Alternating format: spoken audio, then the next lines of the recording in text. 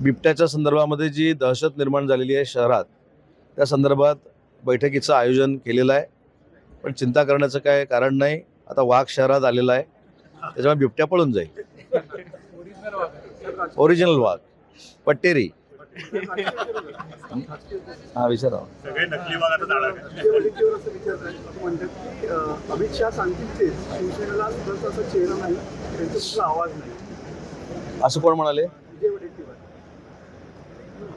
तसं बघायला गेलं तर महाराष्ट्रामध्ये आता काँग्रेसला काही नेतृत्व राहिलेलं नाही.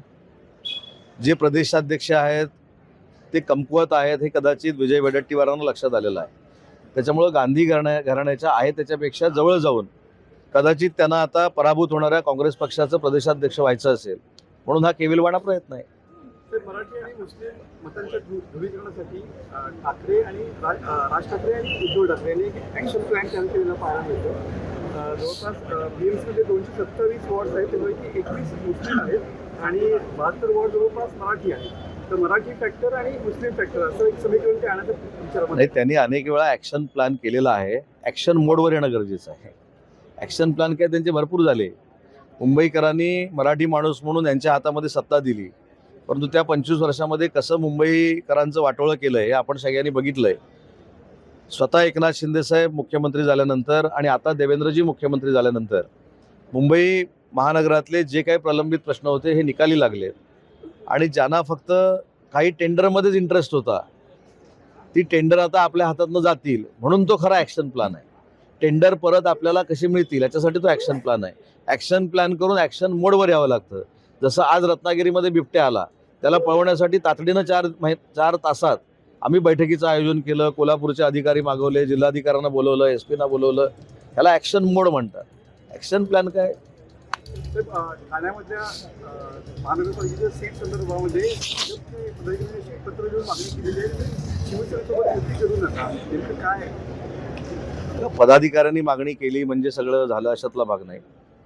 ठाण्यामध्ये आमचे मुख्य नेते स्वतः एकनाथ शिंदेसाहेब नेतृत्व करतात आणि त्यांचं आणि देवेंद्रजींचं राजकीय अनुभव, राजकीय परिपक्वता ह्या पत्रांपेक्षा देखील मोठी आहे. त्याच्यामुळे 29च्या 29 महानगरपालिकेमध्ये युती होईल ही 100% खात्री आहे. ठाण्यामध्ये 121 जागांपैकी 48 जागा भाजप मागते. तुम्ही पण त्या समितीमध्ये आहे, काय वस्तू? आपण याच्यावर यादी जाहीर झाल्यानंतर चर्चा करू. मुंबई, ठाणा, नवी मुंबई, कल्याण डोंबिवली, कोल्हापूर, पुणे, पिंपरी चिंचवड, नाशिक, नागपूर, अमरावती आता पण ज्या आहेत त्याच्यावर आपण ज्यावेळी फॉर्म भरायची तारीख संपेल त्यावेळी तुमच्या लक्षात येईल की मुंबईमध्ये BJP किती लढतंय, शिवसेना किती लढतंय. आताच कशाला आपण बोला.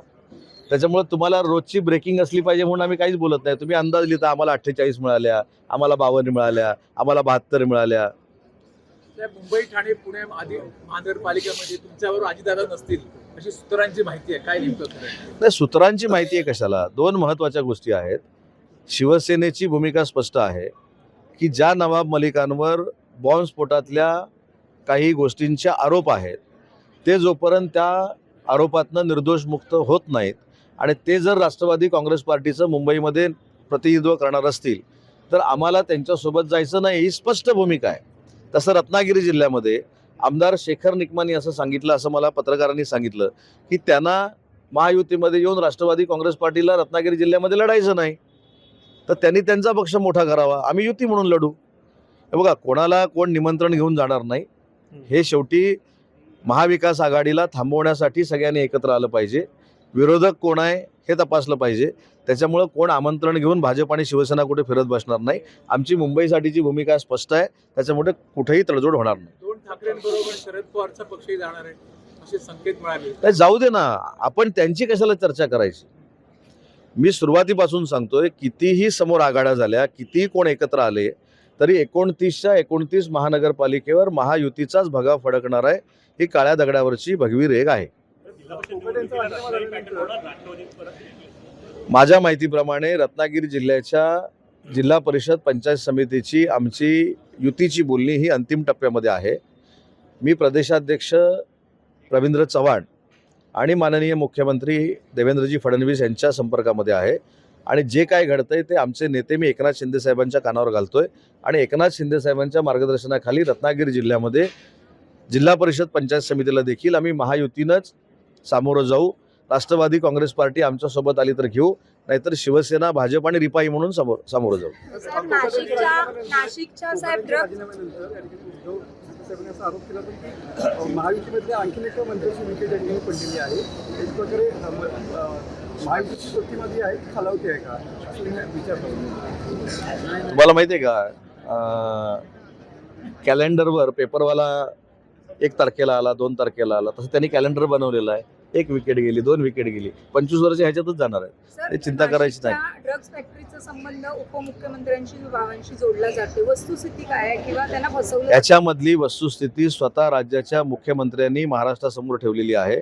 माननीय एकनाथ शिंदे साहेबांना आणि त्यांच्या परिवाराला बदनाम करण्यासाठी काही लोक षडयंत्र रचतायत हे सिद्ध झालंय.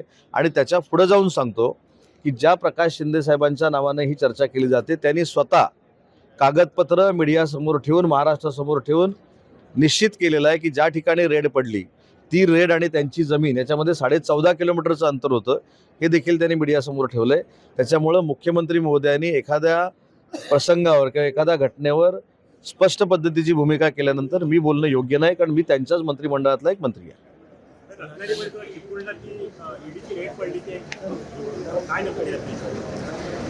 रत्नागिरीमध्ये ईडीची रेड जी पडली त्याच्याबद्दलची काही माहिती मला नाही. रेड पडली एवढंच मला माहिती आहे.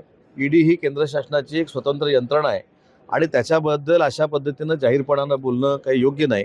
ज्यांच्यावर ईडीची रेड पडली त्यांना नोटीस जर दिली असेल ते कागदपत्र सादर करतील, सुनावणीला जातील. सर, पालघरमध्ये खैराच्या झाडाची तस्करी मोठ्या प्रमाणावर होते आणि सचिन पाकळेंचा याची संबंध आहे किंवा मनी लॉन्ड्रिंग होतं म्हणून ती ईडीची राट पडलेली आहे. पण या संदर्भात आपण माहिती घेणार. नाही, मला माहिती ईडीच्या रेडची घ्यायची काही आवश्यकता आहे असं मला वाटत नाही. ईडी एक स्वतंत्र यंत्रणा आहे. त्याच्यामध्ये कोण इन्व्हॉल्ड आहे याच्यापेक्षा त्याच्यामध्ये तथ्य आहे की नाही ईडी तपासेल ना. सर, पण मोठ्या प्रमाणावर जिल्ह्यात खैराची तोड होते.